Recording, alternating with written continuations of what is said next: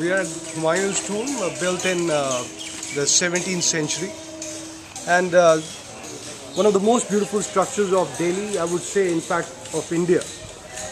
Why? Because it is one of the first examples of the Mughal architecture ever built in India.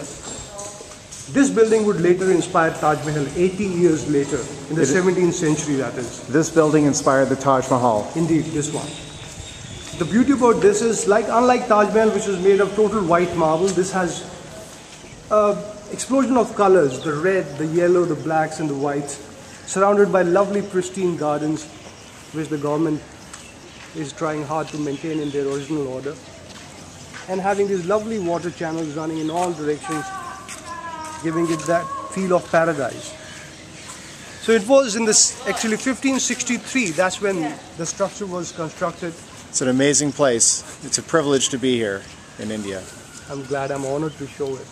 Hey, this is Patrick. I'm here in Delhi, India, and I'm being given a tour of this particular site here, which is described on this tablet. This building was the inspiration behind the Taj Mahal. It was built approximately 80 years before the Taj Mahal. Apparently the Taj Mahal was built by the grandson of the person who built this temple here in Delhi. It's fascinating.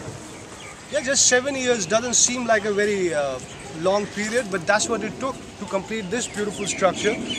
Way back in the 1570s, in fact, when it was completed. And to achieve this goal, the labor, the people who were working on the project were provided accommodation, the facilities to do the prayers, the markets were there, just behind the walls, just right where we are, behind. Everything was provided so that the construction labor doesn't waste time commuting from their home to the labor site, and therefore achieve a goal in such a short period of time, just 7 years.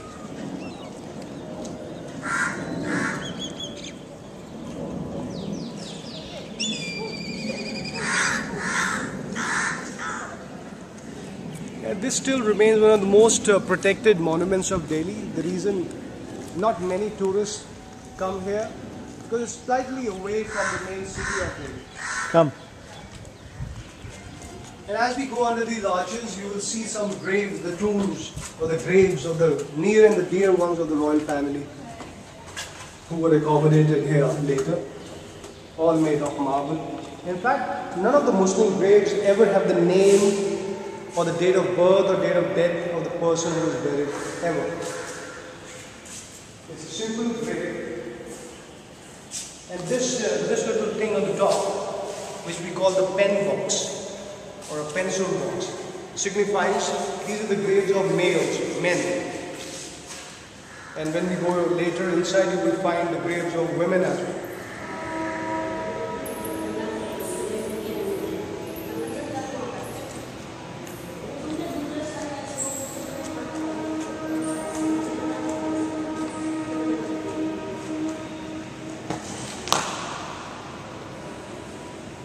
So we have a lovely little dome. It's a double dome structure. The ceiling inside is much lower than the onion-shaped dome which you could see from outside. And there seems to be, there is a cavity between the two. And that is the reason for the echo you can hear. And when I make a sound like Allah,